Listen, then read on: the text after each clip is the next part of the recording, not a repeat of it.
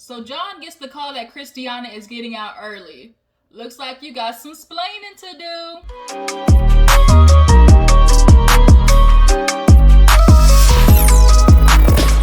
You guys, what's up? Your girl G. Welcome back to my channel. Appreciate you for tuning in. I know it has been a minute. Fell off on the end of the weekend there. It was Super Bowl weekend. It was a whole bunch of stuff popping off, so I didn't get a chance to go and review Belle Collective. But I think we're going to put Belle Collective on the back burner this week because I need to catch up on Love and Marriage Huntsville, and that definitely is where it's more important. We definitely got to talk about the Holtz, the Holt Manor and how Martell is literally effing up the whole thing. The church's money, okay? But today we're going to talk about Life After Lockup because I definitely want to get into that because, Life After Lockup is literally like everybody's guilty pleasure. The show makes no sense. It's stupid as all get out, but you still watch it for some reason. So that's what we're definitely going to talk about right now. And then we're going to hopefully get an episode of Daily Squeeze in and talk about some of the madness that popped off, obviously, with seeing how things went with Danny Lee. Her and the baby broke up. Like, it's a whole lot of shout out to goddamn Zoe. But, let's go ahead and get into Life After Lockup. If you're new to my channel, make sure you hit that subscribe button. And on my other ones, my A1 Day One, Gonna Stay One, make sure you hit that like button so you know, so your girl know that you stopped by, okay? So, Life After Lockup, we're gonna go ahead and knock out all the easy ones first. Let's talk about, good old Lindsay and Scott. So, I actually didn't get a chance to, view the whole episode because it kind of cut off on the Lindsay and Scott part, but apparently, y'all, she locked up. They won't let her out, and I guess it's good because Scott, he got himself in a world of trouble. He thought he was gonna be the old rich white man that was gonna have him a little young thing on his arms, and it was cute in the beginning. When she's a bad girl, she's toxic. All people think is so cute. When they're toxic in the beginning, they're a little bit crazy. That's good. That apparently makes the intimacy better, but it's not fun when she's carving, F you into your desk and she's throwing all your shit out the window. And she threw your laptop outside where it's raining, so that's another $500. And I'll be watching those stupid judge shows. Judge Lynn Toller, she calls it stupid tax. At this point, Scott has racked up a whole bunch of stupid tax because he decided to make a decision that was not quite intelligent, getting with this little young criminal. And she said it herself. She said, he doesn't want to mess with me. I'm a criminal. So he's cooling. He is absolutely fine, sipping his tea in the backyard with his dogs, because she got locked up, I guess, apparently for picking up drugs and a gun. That's what I heard. So it looks like she gonna be there for a minute. I mean, Lindsay, you thought this was all fun and games. You thought it was all cute and stuff to act stupid for camera and, try to be the hard, HBIC, but that's not cute. Now you're back in jail and your daughter is now going back to live with her mom because she's not staying in that house with Scott.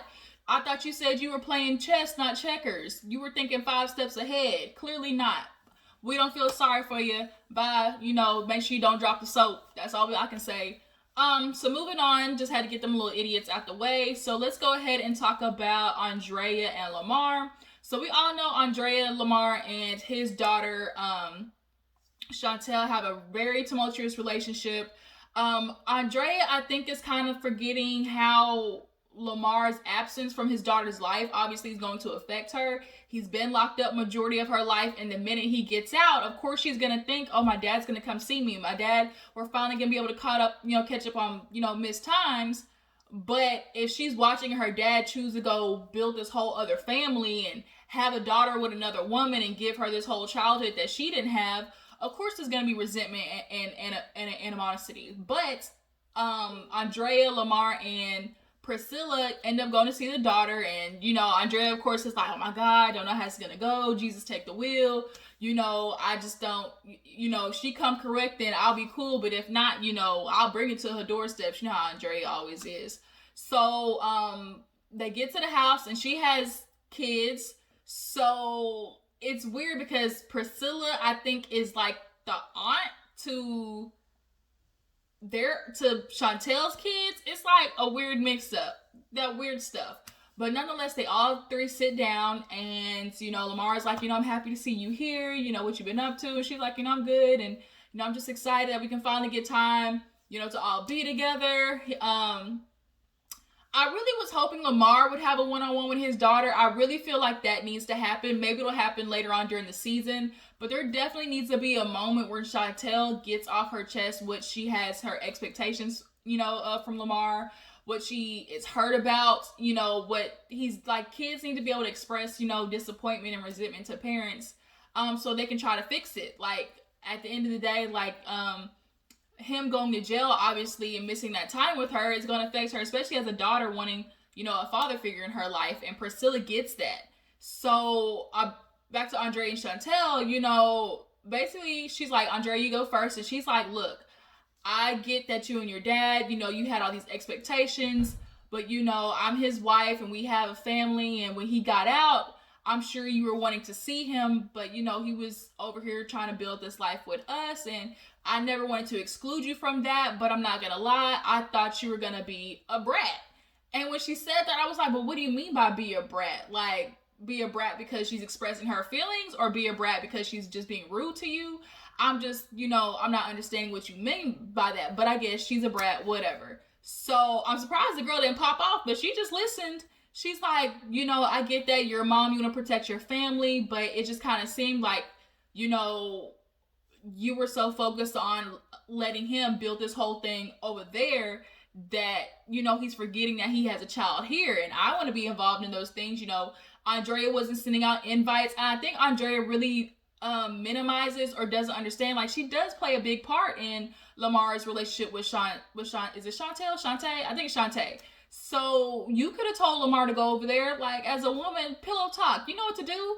Be like, go see your daughter, or hey, invite her over for, you know, the barbecue, or you could have invited her to Priscilla's baptism. Those type of things, Andrea, you do have a part in, you know, influencing. So I think she's just not understanding, like, she really has more power than she thinks in the relationship of Lamar and her, and I think that's why Shantae feels the way she does, because she knows as a woman, you know, what Andrea says go in the household. That's just what it is. That's period. So they find a way to, you know, come to a medium and just be like, look, we'll try to start fresh, because at the end of the day, like, that's her dad. You know, Priscilla, you know, they're siblings, so they're gonna have to, you know, see each other and bond with each other. So hopefully during the season, we'll see them, you know, actually try to mesh and meld, you know, the two separate entities and get them together. Because Lamar trying to please Andrea and not make her mad because he wants to go see Shantae, like, that's just stupid. Like, don't abandon your child after you've already been locked up in jail because your woman just may not like it. Like, that's not cool. And Andrea, you're just gonna have to keep your attitude to yourself anyways, because we're already exhausted with it. So moving on, let's go ahead and talk about good old Shane and Lacey and John. You know, Lacey confuses me. Lacey is, I can't tell if she had an ugly duckling phase. I can't tell if she's always been, you know, the it girl. I just don't know, because she clearly gets enjoyment out of watching niggas vie for her attention. Like, you had two men fighting for you. You had a boyfriend, get out of prison. Doesn't she marry him? She marries him, but then brings her ex-boyfriend in the house, kicks him back out.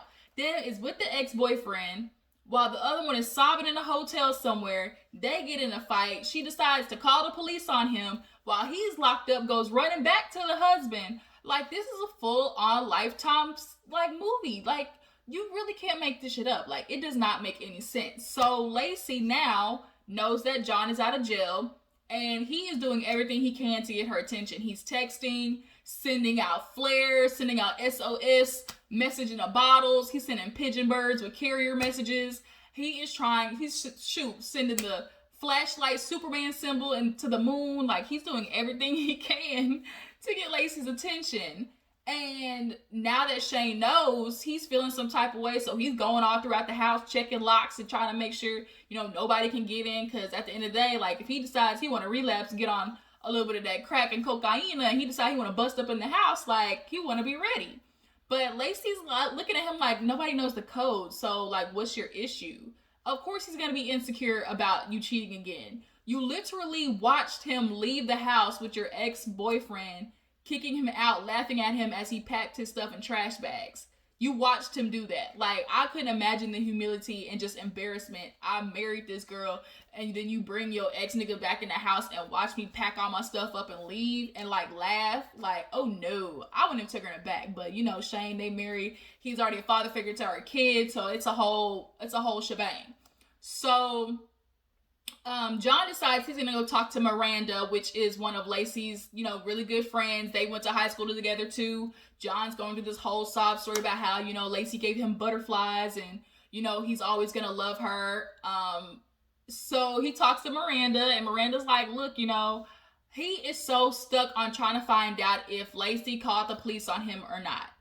And Miranda was right. What does it matter? You went to jail. Like, what does it matter? That should have been a sign, that it's time for y'all to end this, like, crazy ass Ferris wheel that y'all are on. So she tells him, look, she's not going to be reaching out to you. Because in the car, he was like, I don't know why she's not reaching back out to me. Like, she usually would have messaged me by now.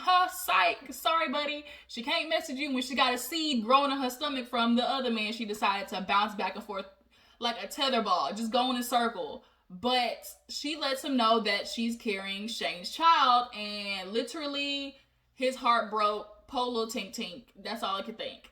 Polo tink tink. He literally looked like somebody stole his puppy. Like, he is hurt. And now he goes through the story of how him and Lacey in the past, got pregnant. And I couldn't tell if he wanted to say that she had, terminated the pregnancy, or he's like, well, and, Lacey, she decided to, and then he went from she had a miscarriage. So I really felt like he was trying to, like, say that she terminated that hoe, but didn't want to put her out there like that. Tell me in the comments, what do you guys think? Do you think when they got pregnant, she actually had a miscarriage, or she terminated the pregnancy? I feel like that's what he was trying to say. But now he's hurt, because now it's starting, the little glimmer of hope that he had just shrunk down to that much. Like, it's not happening, buddy. So he needs to get his head out of the clouds, focus on his sobriety, and leave Lacey alone. Your family has told you to leave her alone. Her dad has told you to leave her alone. I mean, even though she said herself to leave her alone, she knows she's playing. She knows she's always going to run back to you when something is wrong with Shane. But your family has... Yo. Y'all know Chico always got to come here and make his appearance. Chico. Hey. Chill out. Okay? So, what was I getting ready to say? Alright, back to what I was saying before Chico so rudely interrupted this televised program. Basically, Shane needs to run, listen to his family, and leave Lacey alone, because you're not going to get any better. You're going to relapse. You're going to go back to prison. And I'm pretty sure that was your last strike. So, I wouldn't play with your life like that. So, moving on, let's go into... Who do I want to talk about next? Do I want to get into Chevelle and Kweilyn? Let's go ahead and get into Chevelle and Kweilyn. So, Shavel, you all know she was grinning when Quaylon showed up. All gums. When I tell you she was all gums, y'all, even D-Mark was like, everything we talked about in the car just went out the window that fast. You were just cheesing. Boy, she was a whole cheese wheel. So, they get on the Ferris wheel, and in her confessional, she's like, I'm not doing this with Kweilyn. Like, the only way, we're leaving together is if he showed me real commitment. I want real commitment. And she tells him that on the Ferris wheel. She's like, I'm not going to keep doing this with you, Quaylon. Like, what do you want? Like, what do you want out of this? Because it's not just me. I got to think about Maila. Are you ready for this? And so he's like, oh, you mean like this ready? And he pulls out a box, and she's looking at the box, and you can tell she's like trying not to cheese. And so he like this commitment, like this one right here. And he pull out the ring, and he holding it up. And she looking at him like, oh my God, like, oh my God, oh my God. And she was like, he's like, will you marry me, Chevelle? And she says, yes, of course. And we all know as viewers, this whole, oh, he better commit to me, like, give me a ring. That doesn't change. He could give you a ring all day, but that still doesn't mean he's not going to go out there and cheat on you again. Like, I'm just... Like, this is going to be for sure a up and down relationship. And Chevelle, you're going to be pissed off that you wasted your time and this nigga free out of jail because he hasn't had time to go out there and just really, do the damn thing. Like, that's what he needs to do. He need to go out there, sow his royal oats for a little bit, or he's going to keep cheating on you. That's just real tea. Like, that's some, like, old lady under the tree advice. Like, don't try to tie down a man that clearly is not ready. You're going to be raising a boy into a man. Like, these women, look. Go listen to the song, Guess What? for all people who actually listen to real life, you know, good oldies R&B music, go YouTube. Guess what? It'll change your whole life. Any female that's with a nigga that ain't worth it, go listen to Guess What. I swear to change your life. So Chevelle, you sitting here with Quaylon thinking he gave you this ring that's gonna change everything. I mean, I can pray for you, sis. Like, I can hope all is well, you know, do a whole bunch of Shemana and, you know, fix it, Jesus, Lord, and hope he's there for Maila. But just know you are in there for a battle because he's still a boy. He's been raised in prison. So I think she's honestly just desperate for love too. She's desperate to have a man. She's never had a man commit to her before, I think. So I think that's why, like, that whole commit, like, he's got to be with me. Like, I think that's why she's so focused on that. But Quaylon said, go run and tell that to B Mark. And it just made me laugh. I'm like, that nigga gonna end up beating you up. So let's knock out Brittany and good old what's her mom's name? Chastity, something like that. So they end up going to Alaska to go see Jackie, which is the grandma, Brittany's grandmother. And Brittany has talked about how abusive Jackie was in the past, how just a horrible person she was. And that obviously took an effect on her mom as a kid, being raised by somebody who's abusive, doesn't care, has issues themselves, and, you know, definitely passes on that generational trauma. You know, that's why she keeps relapsing. She's not addressing what happened to her. And so Brittany's like, I've been through it. I understand. So the only thing I can try to do is help my mom do the same steps that I did, because Brittany had been through some shit, y'all. Being prostituted as 12, 13-year-old, being pregnant by a 30-year-old man at 14, like, having to live on the streets. Like, she's been through it. So if she can go through that and go through her, you know, sobriety and stuff like that, I think she really could definitely help her mom. So Mauricio, he wasn't playing. He's like, Marcelino, she and Mauricio fine self from Real Housewives of Beverly Hills. But yeah, Marcelino, he comes in there with the kids. He said they're gonna get an intro and bye. That was the shortest hi and bye. He said, okay, y'all saw Miss Jackie, y'all gave her a hug. Okay, we're going outside to play.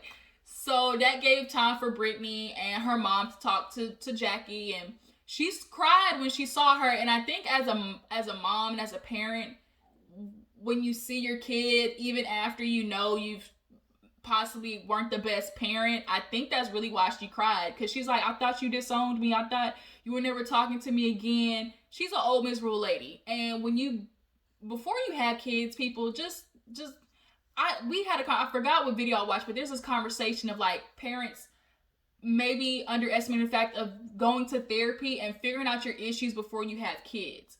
Definitely, because they're only going to be exacerbated when you have kids. All those things that you have, you know, from childhood and how you were raised and just what happened to you in life, go figure that stuff out in therapy before you start popping out kids and you pass those issues on to them. Because generational trauma is a thing. It's for real a thing. And that repeated process is clearly what happened here. Jackie was messed up on drugs, drinking. Now her daughter, jacked up on drugs, drinking. And then to Brittany, jacked up on drugs and drinking. Like, it's clearly a pattern.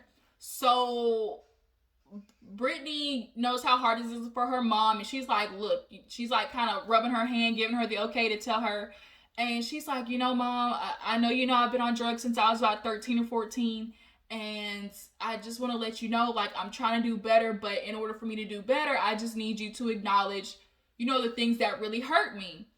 And she's like, you know, I'm sorry that you had the childhood you did, and, you know, I wish I could have gave you better, but I didn't give you that beer. I didn't push the pipe to your mouth. And it's like, nigga, what?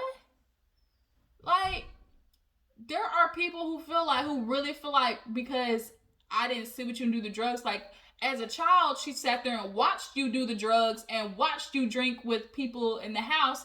And not only that, she very vividly remembers, she's like, Mom, I watched you do all this stuff and you had the friends come over in and out the house and they came in the room and did things to me. And she's like, why didn't you tell me bad things were happening? Because, bitch, you weren't going to stop it. Clearly, you were so obsessed with yourself and not paying attention to the fact that your child, that somebody was going in your child's room. You weren't paying attention. So what is she telling you for? You probably weren't going to even believe her anyways. You're probably going to call her a liar. You can look at Jackie and just tell, like, I don't know what her symptoms is or diagnosis is. Like, she's just a bitter old hag. And people like that who had kids, you just really end up messing them up. And that's what happened to Brittany's mom here. And the fact that she was just so fluently just like, you know, you made those decisions, you know, I'm sorry life ended up that way for you, but I mean, that's just how the cookie crumbles, basically.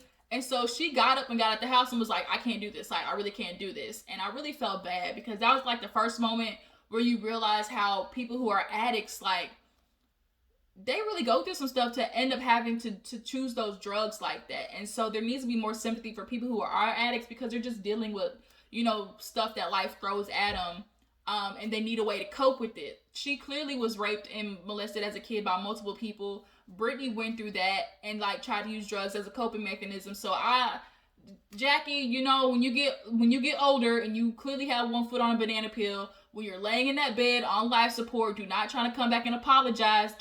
A lot of people wait till they get on their deathbed to try and start apologizing and try to make, you know, resolutions and make everything okay. I hope she does not do it, and I really hope that Brittany mom, you know, really try to get her sobriety done after this. Sometimes not getting the closure is the closure you need. So last but not least, you guys, let's talk about Kristiana, because her Clyde, woo, let me tell you, Clyde is out here playing some games on you, Kristiana. Your sister's another one. That little sneaky heifer, she trying to slide in and take your man. Let me tell you. Okay, so Kristiana, we all know, got locked up again. And Terra and the mother ended up moving in with John because, you know, they were living in a crack house. The mom, you know, has health issues. So that's a whole lot of.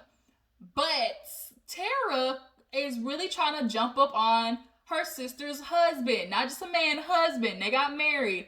I think she watched her sister, you know, find her a good man, take care of her, pick her up in a limousine from prison, you know, do everything for her. And she's like, oh, I want that. I see it. You know, she's really trying to slide in. And so John ended up going to talk to, I don't know, a headmaster or whatever and telling them about how, you know, the sister and him, you know, keep trying to, they're tangoing with danger right there. They keep flirting with the line. And he told him, like, what are you doing to stop it? He's like, well, nothing, you know, because Kristiana's been gone for 9 months and the sister's just there. You know, I know I need to stop because, you know, I really love Kristiana. And he's like, look, you keep doing this and you might not have done it yet, but you're going to end up sleeping with her. You're going to end up doing something stupid and trying to hit her from the bike. And what if that bitch hoe end up pregnant? What if that happens? Now, you definitely going to be stuck on stupid. So he gets a call while he's at the house and Kristiana says, I'm getting out in a couple of days, like in a week or so. So now he has to go tell his sister, bitch, you gotta kick rocks because no inmate or ex-con can be in a house with another person with a case who's a criminal, and that's the sister. Well, he's married to her, you're the sister, so what Kevin Hart say? Somebody had to go. Looks like the sister about to have to skedaddle, and that's kind of where the episode ended. So that was just a little bit of that, you guys, life after lockup. So after this episode, I'm gonna catch up on Love and Marriage Huntsville, and we're definitely gonna get into that because Martell is just triggering me. It's a wonder people don't get drunk watching Love and Marriage Huntsville because he drives you crazy. But yeah, tell me how you feel about this episode, how you feel about each of the couples we discussed today. And make sure you hit that like button, start sharing and tagging so we can hit that 2K mark. All right, do a special giveaway. Before you go, make sure you like this video, subscribe to my channel, and I'm gonna catch all you guys later. Deuces.